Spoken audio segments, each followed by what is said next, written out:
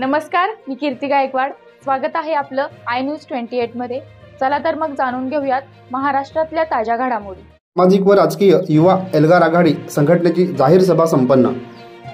पालघरमधील डहाणू तालुक्यातील कासा या ठिकाणी दिनांक 28 जानेवारी 2024 रोजी युवा एल्गार आघाडी संघटनेची जाहीर सभा घेण्यात आली असून या जाहीर सभेत आदिवासी समाजबांधव शेकडोच्या संख्येने उपस्थित होते।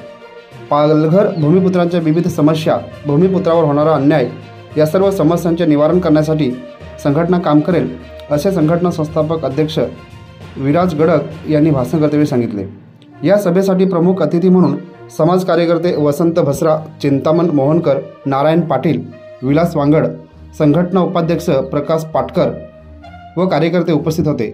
डहाणू प्रतिनिधी सत्येंद्र मातेरा यांचा रिपोर्ट। तुम्ही जाहीर सभा घेतली, या जाहीर सभेचा उद्देश काय होता आणि तुमचं पुढचं जे राजकीय कारकीर्द आहे किंवा राजकीय नीती आहे ती कशी करणार सुरुवात, त्याबाबत जरा माहिती। आज 28 जानेवारी 2024 रविवार ह्या काशा कन्या छात्रालय या ठिकाणी या ग्राउंडवरती जाहीर सभा पार पडली।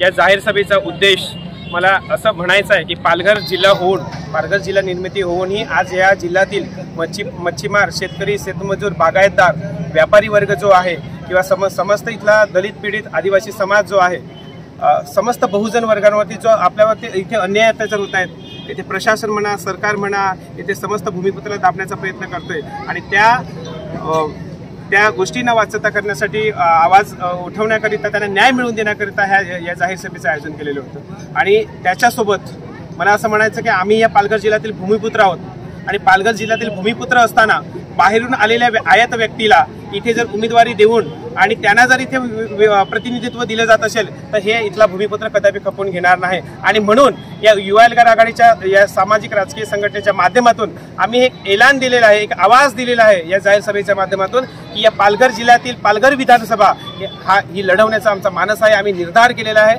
या सन 2024 मध्ये पालघर विधानसभा आम्ही लढवण्याची आम्ही एक हाक दिलेली आहे आणि त्या माध्यमातून आम्ही तयारीला लागलेलो।